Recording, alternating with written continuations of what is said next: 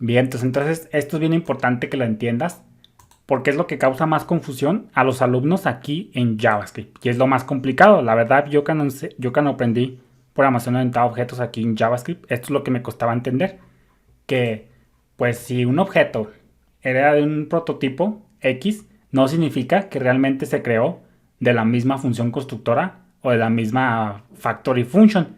Puede ser que se crearon de diferentes funciones constructoras, pero en algún punto se apuntó su objeto prototipo a ese prototipo. Entonces, dos objetos, pues esto no garantiza que si dos objetos se heredan del mismo prototipo, no garantiza que se crearon a partir de la misma función constructora. Y esto quiero que también te lo entiendas. Vamos a ir un poco lentos, pero seguros, eso sí. Entonces, eso para que lo consideres. JavaScript siempre ha permitido la definición de clases. Sí, aunque no me la creas. En JavaScript siempre han existido las clases como las que conocemos en lenguajes de programación tradicionales. Simplemente que no son o no se habían usado tan explícitamente, pero así es verdad, las clases en JavaScript siempre han existido desde el primer día. Es decir, como te decía, no iguales a como las vemos en lenguajes de programación tradicional. Es lo que te decía.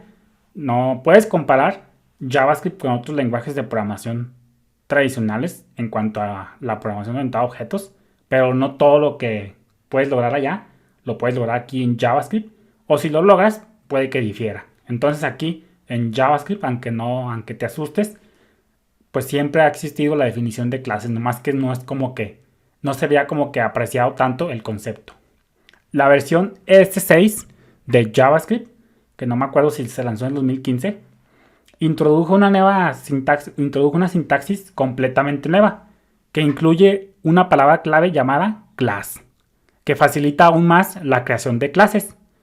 Estas nuevas clases de JavaScript funcionan de la misma manera que las clases de estilo antiguo, porque como te digo, siempre han existido. Y vamos a ver cómo crear objetos con esa forma antigua de crear clases.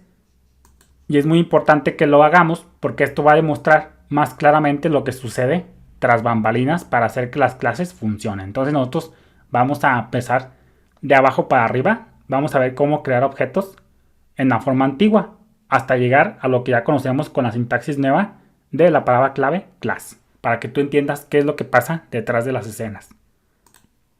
Hay algunas similitudes sintácticas y se pueden emular muchas características de las clases tradicionales, de las que conocemos en lenguajes de programación, por ejemplo PHP, en JavaScript. Pero es mejor entender por adelantado que las clases de JavaScript y el mecanismo de herencia basado en prototipos son sustancialmente diferentes de las clases y el mecanismo de herencia basado en clases, por ejemplo, del Java y lenguajes tradicionales.